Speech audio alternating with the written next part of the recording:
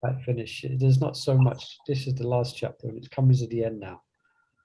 So let's see how it goes. And we're planning to do Bhagavad Gita in this slot, isn't it? The next one.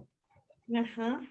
Okay. So yeah, I've been thinking about how to go about that, and have some ideas, and perhaps I'll share that perhaps next week. Just before I conclude anything, I was speaking to one friend of mine from Scotland who's also doing a Bhagavad Gita online. Get some ideas from him. So anyway, let's see. We'll wait for that to be a surprise how we might do it.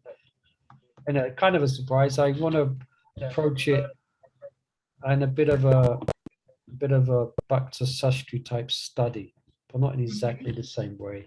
I want to present, perhaps look at the verses and the groups of verses, and why one chapter leads to the next chapter, like that, a little bit in depth, Yeah, that's I want to like how one chapter is related. It goes on to the following, Yeah, and for that I'll probably refer to a lot to the book by Urijan Prabhu. Yeah, Surrender Unto Me. I've got some other resources as well. So anyway, so it'll be good studying. Sorry? It'll be nice studying. Yeah. All right, so without further ado, let's just offer pranams to Srila Prabhupada, then we can begin reading this of the adventures of Acyutananda Prabhu. Okay, Nama Om Vishnu Krishna Bhastai Pratale Shrimati Bhakti Vedanta Swami Tamamani. Namaste Saraswati Devi Gauravani Chalini. Devasesha Sunivadi Pashtatara Satarani. Jai Sri Krishna Chaitanya Prabhu Nityananda. Shri Advaita Gadadhar Shiva Sari Gaura Bhakta Vrinda. Hare Krishna, Krishna Krishna, Hare Hare. Hare Ram, Ram Ram, Hare Hare. So I'm quite sure where at this point here, does that ring true with other devotees? This is where we left off last week. If anyone else has been keeping the bookmark. Yeah. Okay. Great. So let's have some hands to read. You can get a hand up first. And it's Lihai Prabhu. Hare Krishna. Well done. Hare Krishna. Hare Krishna. So from where? You see we're in green. Yeah, okay. Acyutananda did not broadcast his realization, and he continued his service and sadhana as he always had. He led Saturday Harinam through the tourist district, helping organize yearly Radha Yatra festivals, and played an active role in celebrating special days like Janmashtami.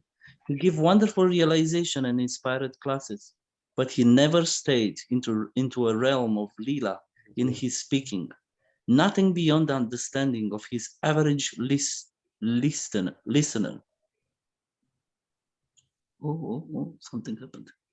Yeah, sorry, I'm moving the screen so you can see the rest here. Once he gave a class on Radhashtami that he thought has crossed the line, although no one else agreed. After that, he preferred to serve in the kitchen. On Srimati Radharani's appearance day, and listened to other classes over the speaker system. Some devotee persistently suggested that he take sannyas and become the temple's homegrown renunciation. But Acyutananda declined. Taking sannyas would not increase his preaching, but would simply push him more into the limelight. After all, young devotees already wanted him to become their initiating spiritual master, and convincing the leaders of the yatra that this service was not for him was enough of a core as it was. The only role Acyutananda wanted was that of a humble servant of the Vaishnavas. He had no aspiration other than to become a maidservant of Sri Radha. Because neophytes often equates position like that of a guru, sannyas, GBC, or temple presidents with spiritual advancement, and because more mature devotees consider such service already apply provide for the other devotees. Acyutananda did not want to accept such responsibility. Should I continue? If there's any comments on that or questions, these points should remind us very much of our study of Suddha Bhakti Cintamani. Actually, this whole storyline is structured around the specific points mentioned. Like, for instance, the last part of Suddha Bhakti Cintamani was exactly that, on the what to present, what to speak on. You know? And here, although he has a great taste for Raganuga bhajan, and he's attracted very much to, he wants to be a follower of Radharani, he would never strayed into the realms of Leela in his speaking. So one time or other, he thought he did. So everyone remember that those classes we were given, being a little bit cautious, you know. So one may be experiencing, hopefully we'll have that one day we're experiencing such things, but it's something which is kept a guyam, it's kept secret in the heart. Yeah, and then he's being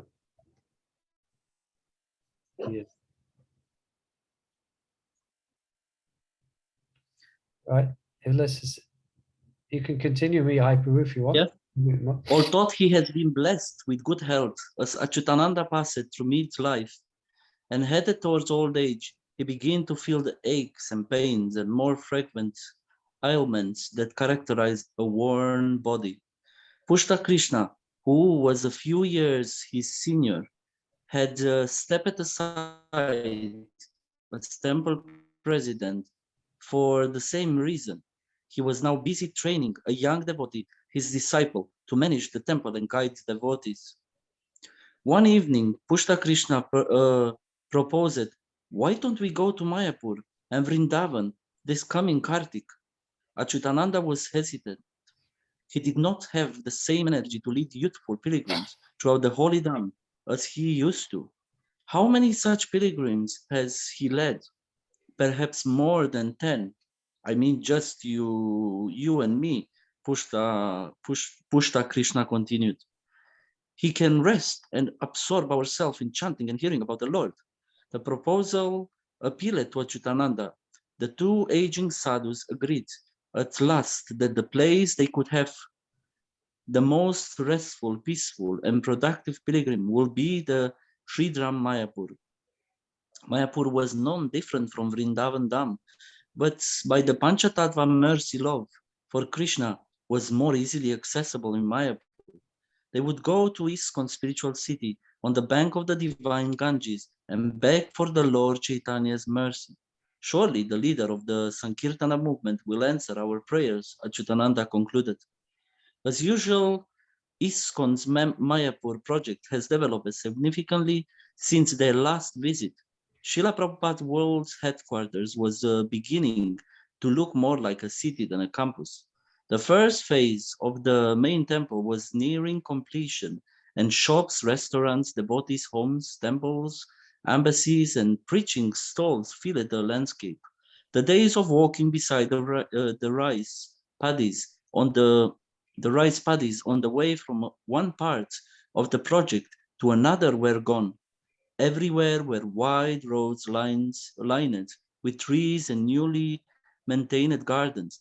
Of course, the roads, lanes, and squares were teeming with visitors, not only from Bengal and India, but from all over the world. Every year, Srila Prabhupada's vision for Mayapur was being realized.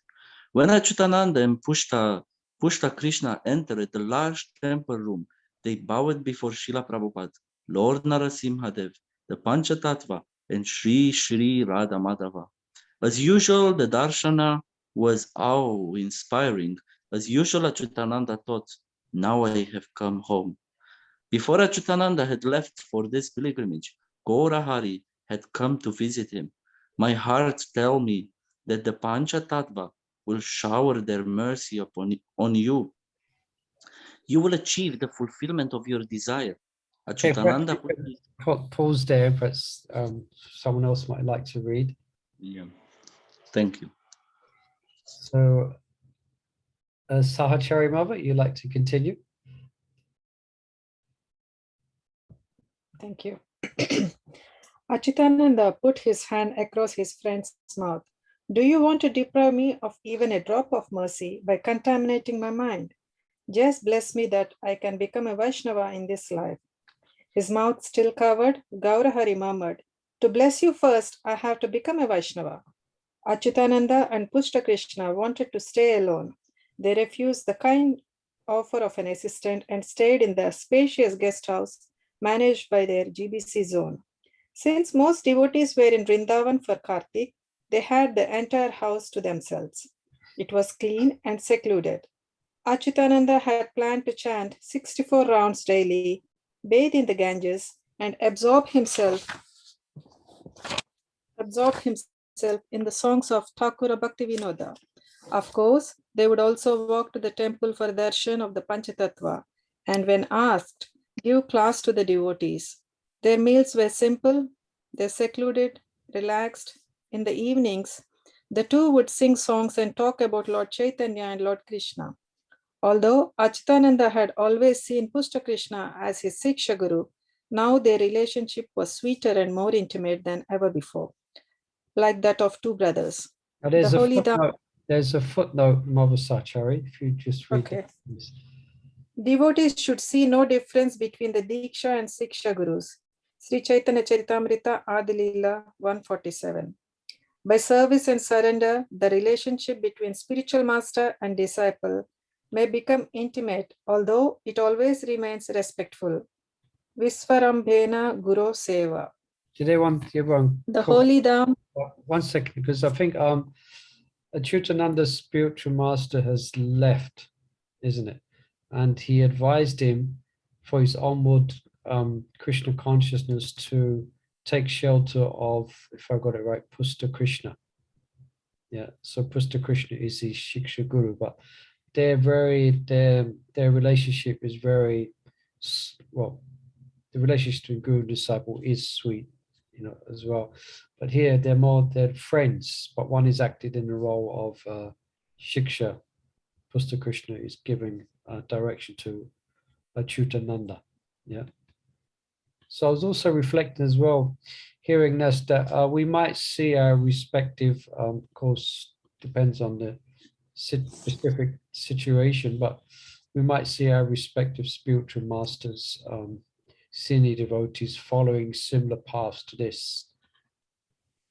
I'm just reflecting on my own spiritual master. As a matter of fact, he is presently doing exactly what is written here. He's gone to the Holy Dham and he's spending time, just him and Bibi Govinda Maharaj, and perhaps just a few 4 or 5 people. And even so, of course, he's wrote this and that's his mood, you could say, but he's doing it. So we might see that from some spiritual masters will do that. They'd be more inclined to a solitary bhajan with perhaps 1 or 2 other God brothers. Other spiritual masters may have a different approach and a different mood. But we should allow these senior devotees to do such things, not, I gotta say, not complain if they don't answer our letters or emails, especially if they're the closing stages of their pastimes with us. Anyway, just a thought that crossed my mind, that we will see this more, senior devotees stepping back and spending more time doing bhajan because of their great taste. Right, you can continue. Sorry, I cut you off there. But Okay. The holy Dham, the Panchatattva, the solitary worship, all were having a profound effect on Acyutananda's spiritual emotions, especially during his meditation on the holy name and on Radha Krishna's pastimes. He found the hours after his nightly talks with Pushta Krishna to be most conducive for systematic worship. Chanting softly under a solitary lamp, Acyutananda would think of Krishna's late evening and nighttime pastimes. He remembered how Srimati Radharani would dress in a way that pleased Krishna, but would also conceal her stealthy journey from her husband's home to where Krishna was waiting. He remembered how she would hurry down the forest path to meet Krishna at a pre-assigned grove by the Yamuna's shore. He remembered how, after enjoying an evening festival in the Nandagram, Krishna would feign sleep, slip out of bed, and run to meet Sri Radha. He remembered how the divine couple would roam the moonlit forest with the gopis and then sing and dance to their heart's content. He remembered how Krishna and his princess would become fatigued from their festive pastimes and would rest on a bed of flowers, drowning their girlfriends in the ecstasy of loving changes.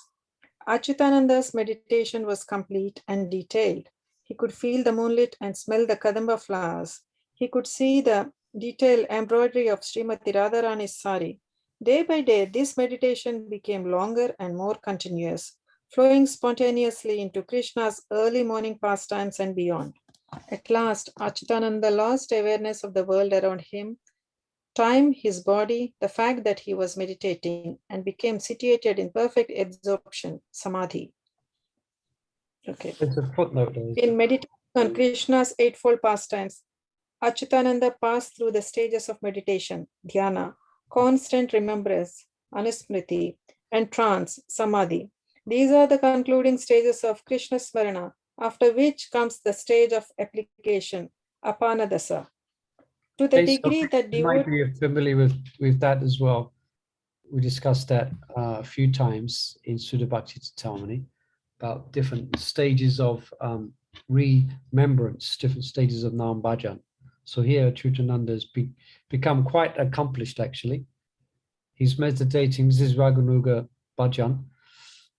So he's meditating on Astakalya Leela. And his meditation, the word was given, was systematic.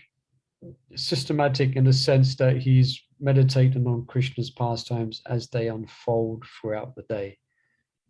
Yeah.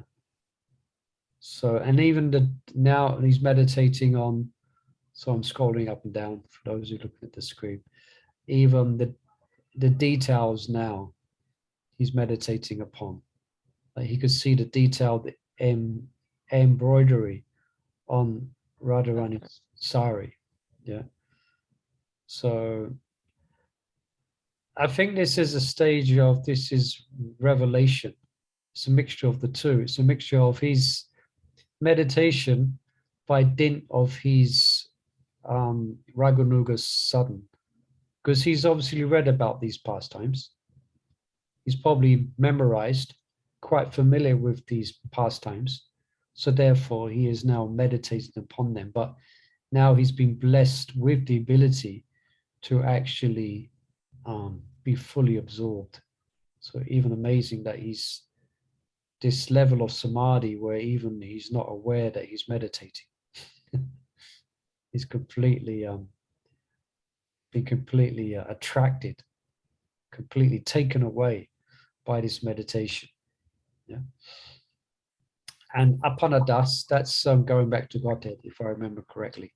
This final stage here comes there, after which comes the stage of application. So the stage of application is when you actually return back to Godhead and take shelter of Krishna's lotus feet. So that's not yet been bestowed upon him, but he's heading in that direction. Any questions on this? I just had a thought that how we went through the book, how is a devotee is developing from the beginning to this higher level. Yeah. Yeah, so it just shows that one can. Krishna is so powerful. I was just reading a little bit how the chanting of the holy name contains everything, and this is what it is, isn't it? To begin with chanting and look where you end up. Yeah. This will be. I mean, all this is going on within his Nam Bhajan, within his chanting of the holy name. Also in Kirtan, maybe, but here he's in he's like in seclusion, so to speak. So it would be during his Nam Bhajan, during his chanting of the holy name. Although it might be singing Bhajan, but I get the feeling this is from his. Yeah, I mean that's the primary means of meditation for Vaishnavas, especially in this age.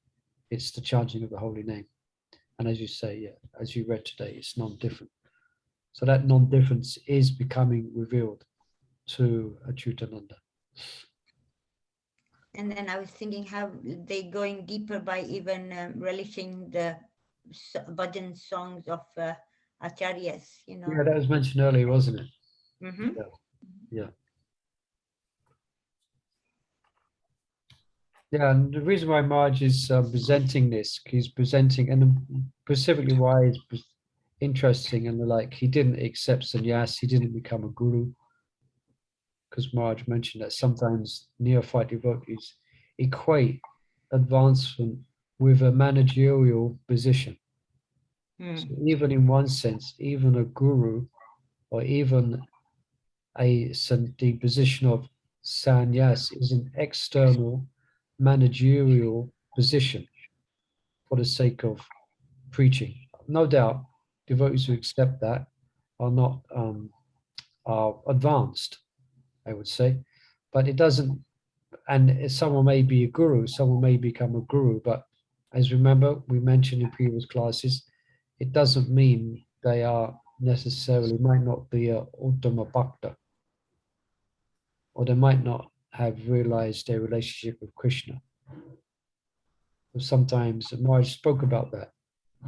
I think he used the words zealous, kind of quite zealous neophytes who elevate their spiritual master to the same level, say, of Prabhupada.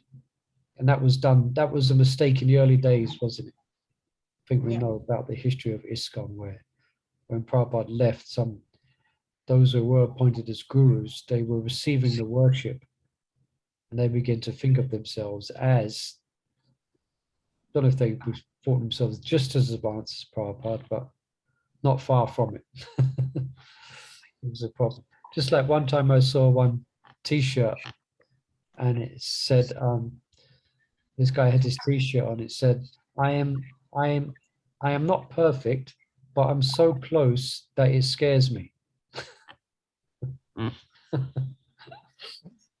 So anyway, so Maharaj is bringing this out is the, I think as he mentions at the end, that many devotees have gone back to Godhead, and they're not necessarily in positions as gurus or positions of sannyas, although some have as well. So this is available to whoever you are,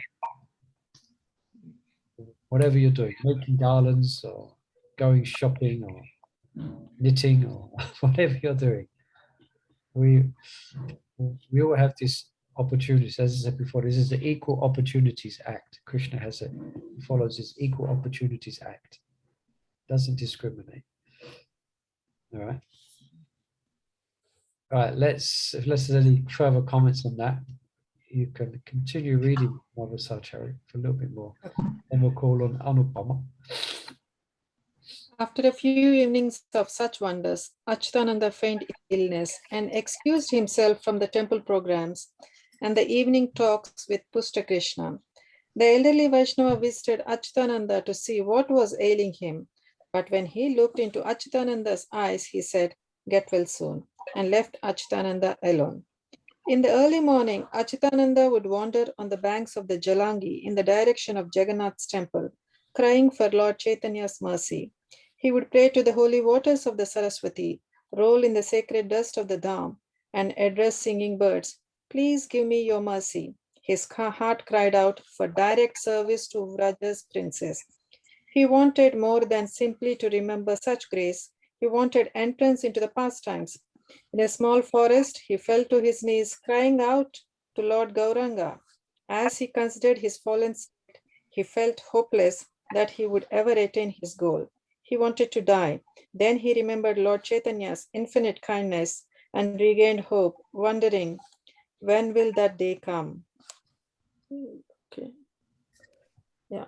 Yeah, To the degree that devotees become, to the degree that devotees become attached to Krishna, to that degree they feel separation from him. Such separation culminates in the shedding of tears, which is described in its perfect stage in the 7th verse of Sri Sikshashtakam. Tears flow from my eyes like torrents of rain. Chakshusha pravasaitam. Yeah. Without crying for Krishna, even the most ardent sadhaka cannot induce the Lord to reveal himself. By many years of loyal service to the Lord's mission and to the pure devotees, by having abandoned any desire for material happiness or liberation, by the ardent longing for eternal service taught by the Acharyas, Acyutananda finally achieved Lord Chaitanya's mercy. One night, while Acyutananda was in trance, Krishna's holy name, which is completely spiritual and endowed with all the potencies of the Godhead, touched him with but one divine ray of pure goodness. At once, Acyutananda's heart was illuminated. This is what stage is happening here? Remember, a ray of pure goodness. Asakti. Is it Asakti? Bhava. Yeah, Bhava. So he's been, So he's been, as I said before, it's the stage of a Shakti. Now he's been blessed with a ray of a divine ray of Suddha Sattva. So this is Bhava now. Yeah. So things will start happening even quicker now. Yeah. Again, this is not, Maharaj speaks about this in Sankalpa Kaumudi. This is also considered within the realm of sudden, but this is of a sadhaka, but this is a bhava sadhaka, not like on our stage, but still, because perfection is prima. But anyway, point is, he's become liberated now from the material world. His karma is being burnt. He is no longer affected by the modes of material nature. He is on the transcendental platform at this point. Right. Perhaps you can just finish this paragraph, and then we'll have Anupama Mother can read. You can just... Okay. At once, Acyutananda's heart was illumined with spiritual potency he had never before experienced, a potency that expanded throughout his being and caused him to cry, tremble, and swoon. Swept away by the oceanic waves of ecstasy, the holy name was his only anchor, but that very name continued to toss him from one wave of bliss to another. Not knowing what else to do, Acyutananda continued to chant until the waves of ecstasy subsided. Okay, very nice. No? There's a wonderful description of the holy name given by Srila Bhakti Thakur, where he described, I think Maharaj might be paraphrasing that, where the holy name almost takes him like a prisoner, and he's at the mercy of the holy name, the ecstasies which he's experiencing, as if he's being inflicted upon him by the holy name. But his only hope of coming to the surface of all these waves of ecstasy is the holy name itself. Yeah, Bhakti Thakur describes wonderfully. I think Satyananda Maharaj quotes that whole section of Bhakti Thakur in on his book on the holy name. Yeah, so the holy name is drowning him in ecstasy, but his only hope of being able to stay afloat is the holy name. Hare Krishna, Prabhu. Hare Krishna. Yes. It says that it tossed him from one wave of bliss to another. So there are stages of bliss. Well, yeah. Well, it's not in one sense there is stages of bliss, but it's not what's being exactly referred to here. But the example is very nice. So, in other words, ecstasy is not static. It is like the waves of the ocean. So, for instance, he will be overwhelmed with intense feelings of humility and disqualification. And seeing that, Krishna will be pleased with that, and then will reveal himself through the holy name, where then he will then, coming from that swoon of, say, divine dependence upon the Lord, then he will perceive the Lord. And that swoon will, that wave will bring him up into great euphoric feelings. And then again, he would feel how he doesn't deserve such things. And again, he will crash, another wave will come. And then another wave will come where he may get insight into the Radharani. And that wave of ecstasy will come up and crash. Not, you understand? Yes, yes. It's not like ecstasy. It's like a big ocean of ecstasy, which is tossing him. It's tossing him.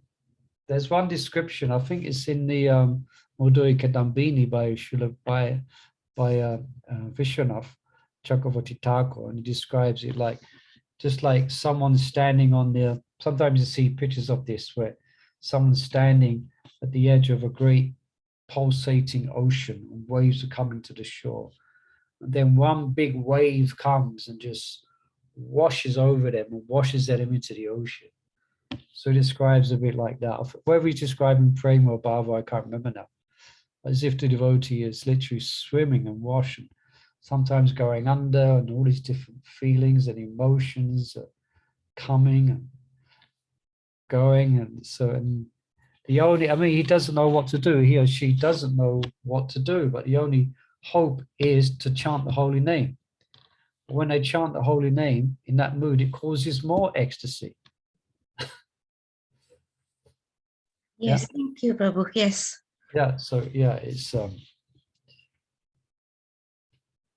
sounds ecstatic. Hare Krishna. So anybody else on that? Otherwise, we can continue reading. Sudariya Anupama, Mother, you could read.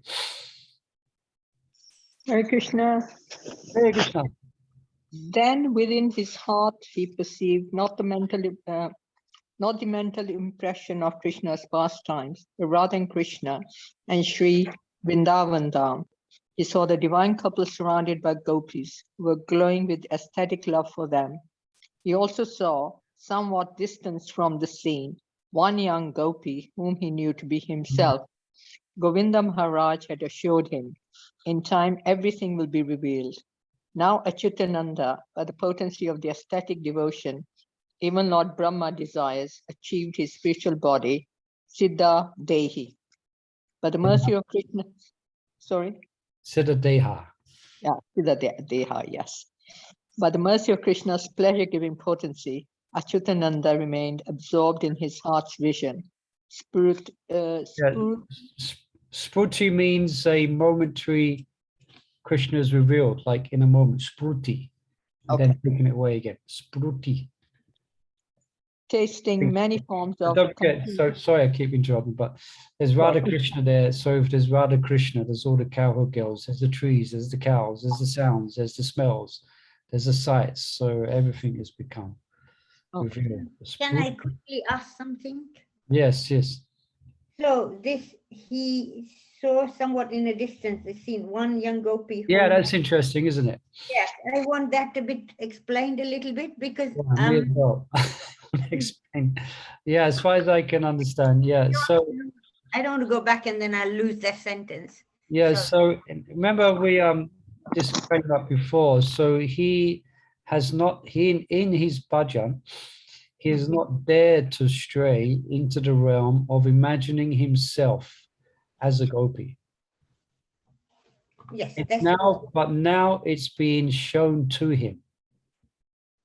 So now he will then be now in his bhajan, he will begin to relate more to Radha and Krishna in his form, in his Siddha form.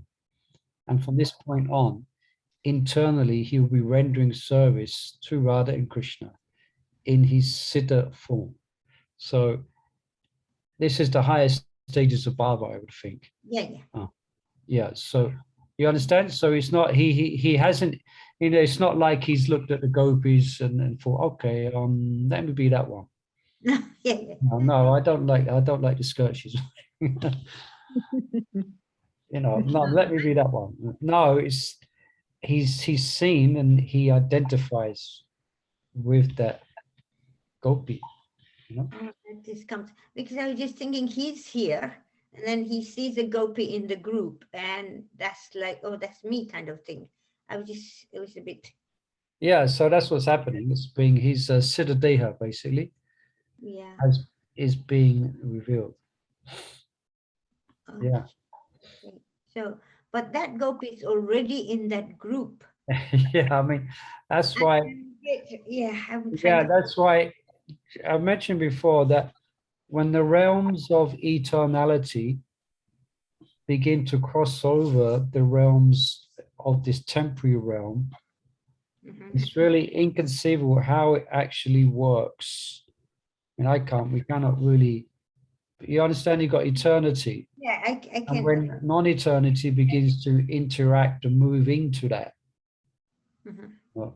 But yeah, so this is all the, you know, this material world functions and by certain physical laws, you know. Now the spiritual world has unlimited dimensions by which it functions. And it's not at all, there is no restrictions of how the energies work. So here we have an eternal position. So remember, there's descriptions like when a devotee goes back to Godhead, there's descriptions. I think it comes up later in what's the other book we're reading? Brihat Bhagavatam. Thank you. Yeah, Maharaj Kishore. That it's like a devotee has just been in a dream and he's woken up from a dream, and it's as if he or she never left the spiritual world. They've just woken up from they just wake up and they're back where they was. Yeah, but again, exactly, if we're trying to work out, you know, put it down on a piece of paper, exactly what's happening here. We can't. Yeah. So basically, we have to just understand that these things will happen, and you just take how it's explained, and not get into too much thinking about that. Yeah, this is where like Bhakti leaves Gan behind, you know. Yes. At some point Gan stops, and it's not really you say it's not really a prominent thing. Yeah, I think With devotion. thinking of that because I was reading Govind Maharaj in that embankment of separation, and that's where he was explaining something like that, So it's a bit okay. Thanks. Hare Krishna Prabhu. Yes, Mother. Yes. Yeah, Prabhu. Sometime before, it says Lord won't reveal to someone who is not crying for the Lord.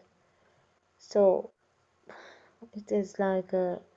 So you're saying sometimes the Lord won't reveal to someone if they're crying for Him. Is that what you said? No, Lord won't reveal if you are not crying. Yeah. So here, Acyutananda is crying for the Lord. He's been wandering around on the banks, of the Ganga, and he's, in tears, and he's, yeah. Yeah. So again, this is Sattvika Bhav, the symptoms of, this is also known as Aisha Bandha Samukkanta, so great longing, and as Govinda Maharaj used to famously say, we have opened the crying school. Yeah. So everything we're doing now is hopefully is bringing us to the point of being able to cry for Krishna. Cry for Krishna, yeah. Yeah, that's the perfection of Krishna consciousness, But this crying is different from perhaps, we might feel quite ecstatic in a kirtan or something, and tears might come to our eyes. I mean, that's nice. But here, this is something else here. Yeah. And this is the same mood that Lord Gauranga was crying for for the Lord. Yeah. Like Lord Garanga would, inconceivably more. Or yes. Yeah. Yes. Much more. And he would, Yeah. it was actually the ecstasies in the form of Gauranga Mahaprabhu was like they was at war with each other. And he would Yeah. just faint, crash on the ground because he go over. As you know, ecstatic symptoms, the limbs would go in his body. And when he dove into the Jamuna, wasn't it? Floating around the ecstasy. Yeah, so there's a chapter, isn't there? The inconceivable madness of Lord Chaitanya Mahaprabhu. Yeah. It's the madness. So he's Radha Krishna combined. So, wow, what's going on there? We have no idea. Yeah. Yes. I was thinking, how Acyutananda and Krishna were like wanted to spend quality time together, getting deeper, not go running around like they used to do. Yeah. Taking the people. It's the same like what Maharaj is explaining, and it's the same when you look at how Chaitanya Mahaprabhu was with Ramananda Roy and Yeah, very well noted. Yeah, in the Gambhira. Yeah, high. I mean, that's Radharani and Krishna, Chaitanya Mahaprabhu, but you can see how that's flowing. Yeah, and it also would be interesting that Acyutananda is after he was talking with Pusta Krishna, then during the night he's chanting. During the night hours when it's quiet, he's chanting Hare Krishna, Hare Krishna, Hare Krishna, Krishna, Hare. That's all, and in the end, at this point, even he cancelled his talks with Pusta Krishna, feigning illness. But Pusta Krishna knew, he came to see him. It takes one to know one, and he just saw the glow in his eyes. So, okay, get well soon. He's not sick. He's not sick. He's the opposite of sick. He's very well. Very, very well. Another point I was thinking was how before he used to go to these places of pastimes, Astakalya Lila pastimes, like go to Radhakund, this, that, everywhere. Yeah. Now these pastimes are appearing in him. Yeah, very nice. Early morning pastime and things like that. It's he's like constantly thinking. I mean, to the degree he would be thinking. Yeah, that's it. So so ultimately we go to Vrindavan within our mind. Yes. Within our heart, you could say. That's a better way to describe it. All right, let's perhaps read on. It's 1:45, and I think let's see. Let's try and finish this today. We haven't got far to go, but let's see. I think so. Even if we go a bit up, a few minutes. Yeah. Let's do that. Let's make it back together. Well, let's start from Govinda Maharaj. Yeah. Sorry. Where am I reading from now, Govinda? Yeah, wait, let's start reading. I don't know. I got carried away. I was scrolling up and down. Me too. Shall I read the paragraph again? Then within his heart. Shall I read? Start from there. Yeah. Does anyone know exactly where we are? By the mercy. Tasting. By mercy. Okay. By the mercy of Krishna's pleasure-giving potency, Okay, got it. Go on. Acyutananda remained absorbed in his heart's vision, spruti, tasting many forms of continuous ecstasy that caused wonderful transformations in his body. Although Acyutananda would have reveled in his bliss forever, he had not yet achieved perfection. To increase his desire for perfection, the holy name withdrew the vision of Vraj, although not the ecstasy bhav in Acyutananda's heart. Once having awakened, bhav was now his forever. He is to cultivate into love, prema, and the full-blown manner of relationship with Krishna's rasa. When the ecstasy of finally attaining his heart's desire was heightened by its disappearance, Acyutananda fainted. When a ray of love There's a bookmark here. If you just look there for you. When a ray of love of God, which is composed of pure goodness, Suddha Sattva, descends on a sadhaka, he is elevated to the stage of aesthetic devotion, at which time his eternal mood of service, sthaya bhav, is revealed.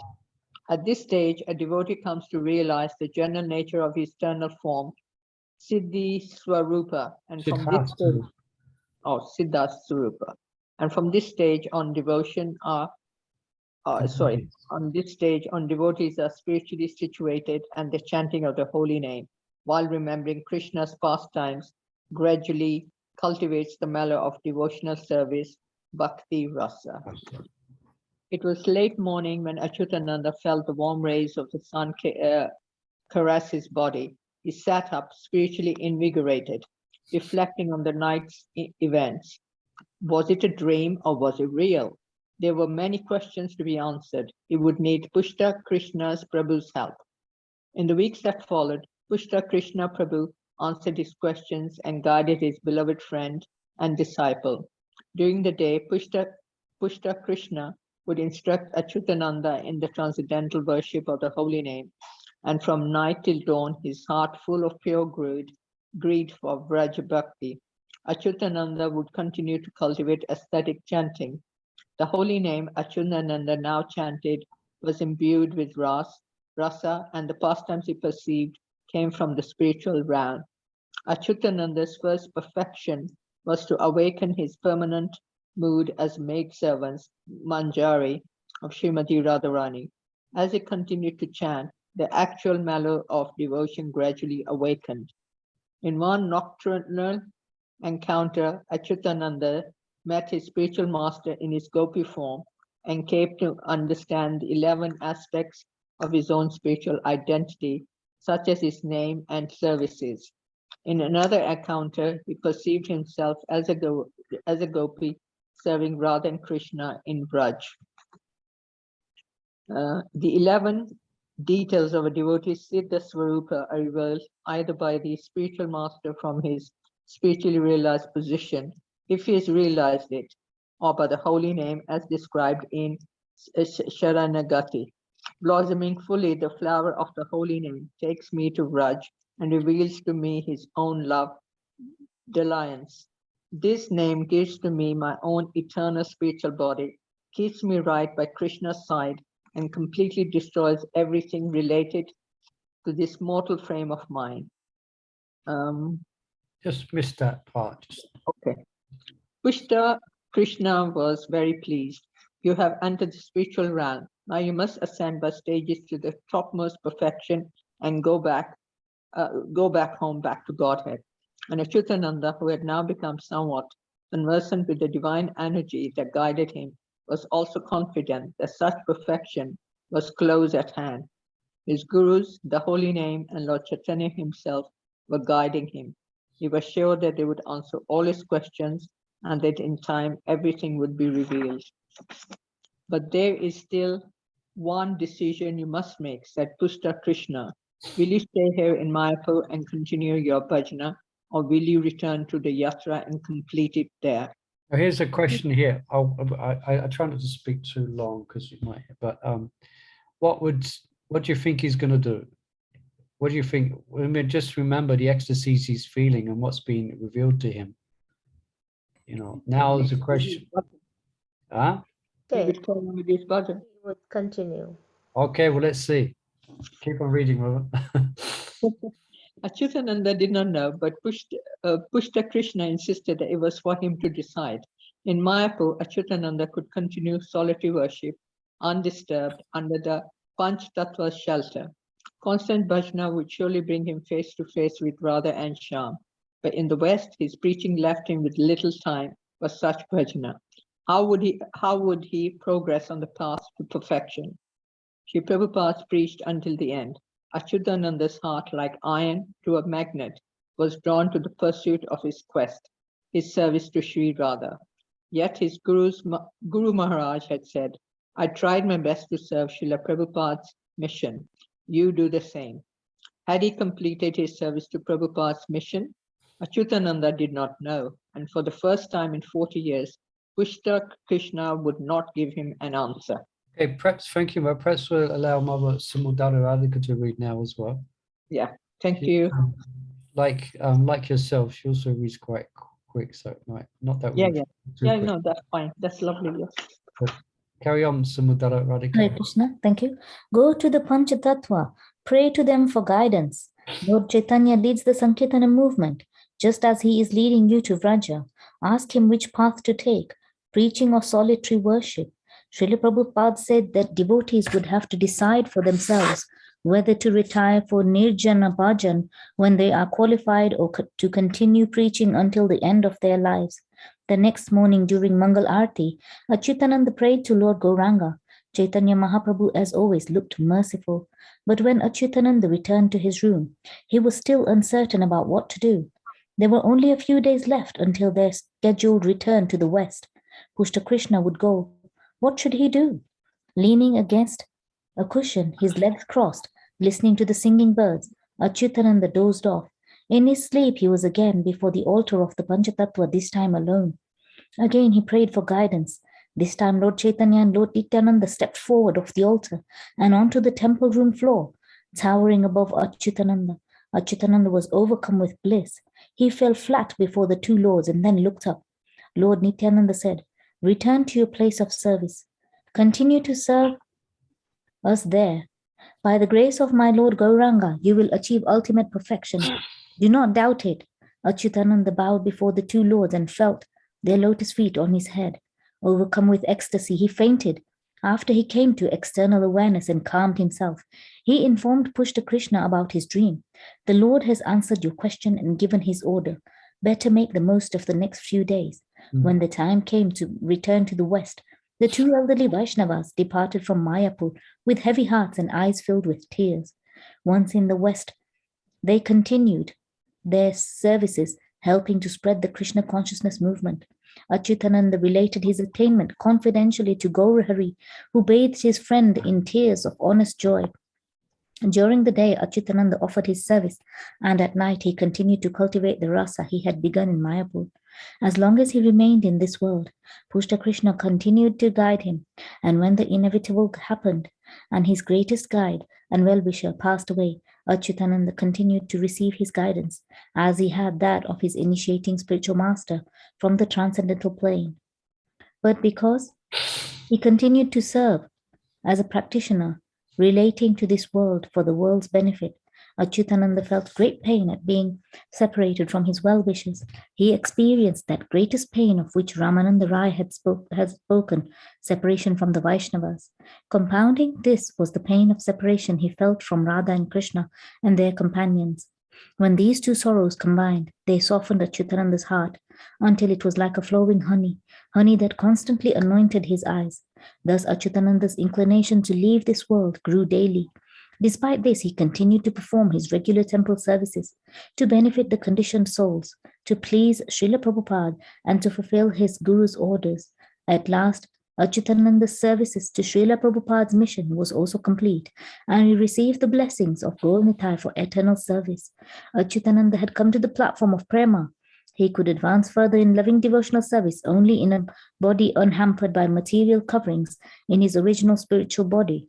Thus, to the sorrow of many hundreds of devotees, Acyutananda at last left this world and went to the place in the material world where Krishna was displaying his pastimes. Gaurahari offered an emotional tribute at the festival, honoring Acyutananda's departure. He was the only person left who knew the details of Acyutananda's perfection. But Gaurahari followed Acyutananda's last instruction to him and did not reveal these details. At the end of describing Acyutananda's life, he said only he was a pure devotee. He loved Srila Prabhupada and ISKCON, and he had unflinching faith in the path of perfection Srila Prabhupada gave us.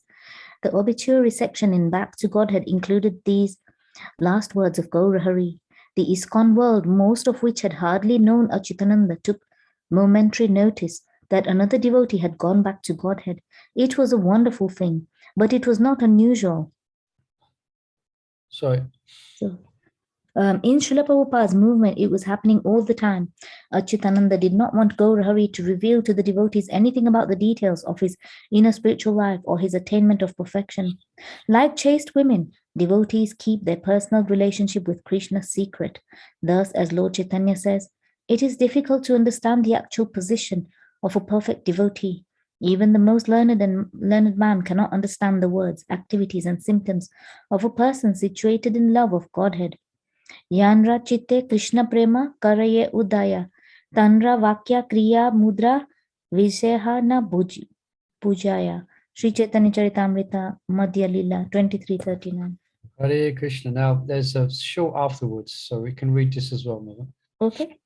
O Radha, O Shyam, great devotees of ancient times, engaged in severe austerities and unparalleled service to traverse the direct path leading to your lotus feet, those who attained the goal left road maps for others who desire to follow in their wake, songs and books chronicling their transcendental adventures.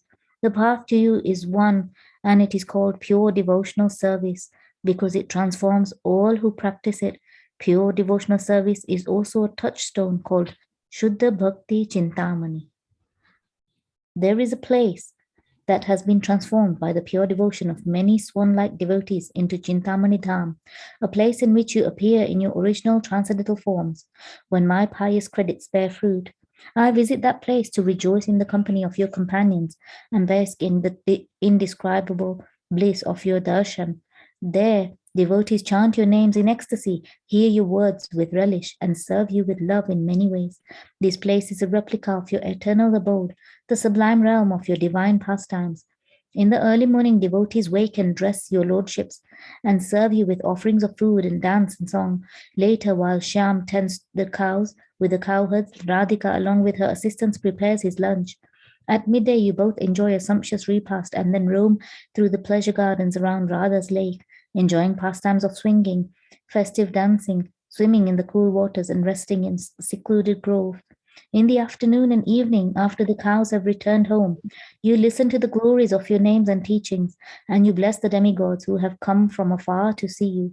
Finally, after your devotees have dressed you in night clothes, fed you a light supper, and put you to rest, you both tiptoe from the temple to enjoy nocturnal pastimes such as the rasa dance. Yet among all your pastimes, one enchants me the most, your giving of pure devotion to the fallen. Every day, countless lost souls, their every step erasing sins from 1,000 lifetimes, walk the winding path from the forest of illusion to the stairs leading to your bejeweled temple. When such fortunate souls come before you and chant your names, they receive the causeless mercy of your pure devotional service to you.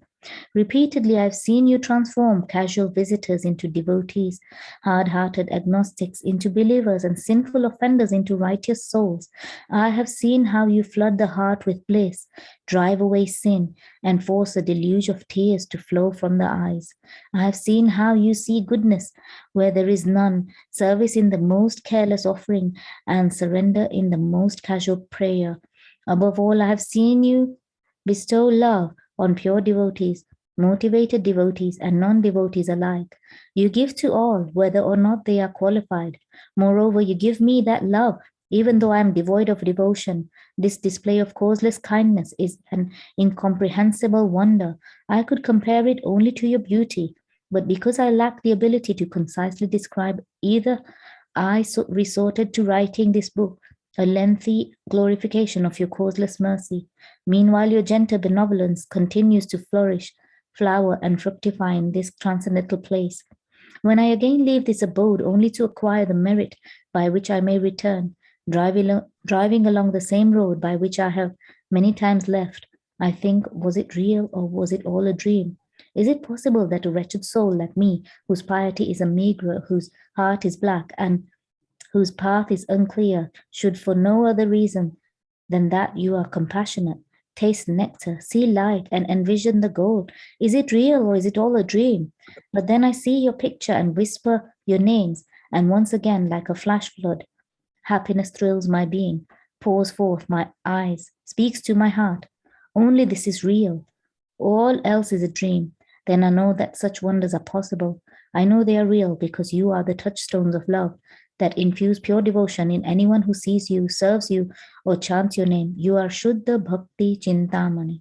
Hare Krishna. Oh, Hare Krishna. Hare Krishna. So congratulations, everyone. We have completed Suddha Bhakti Cintamani. And I really want to thank you for being with us on everyone here being with us on this journey.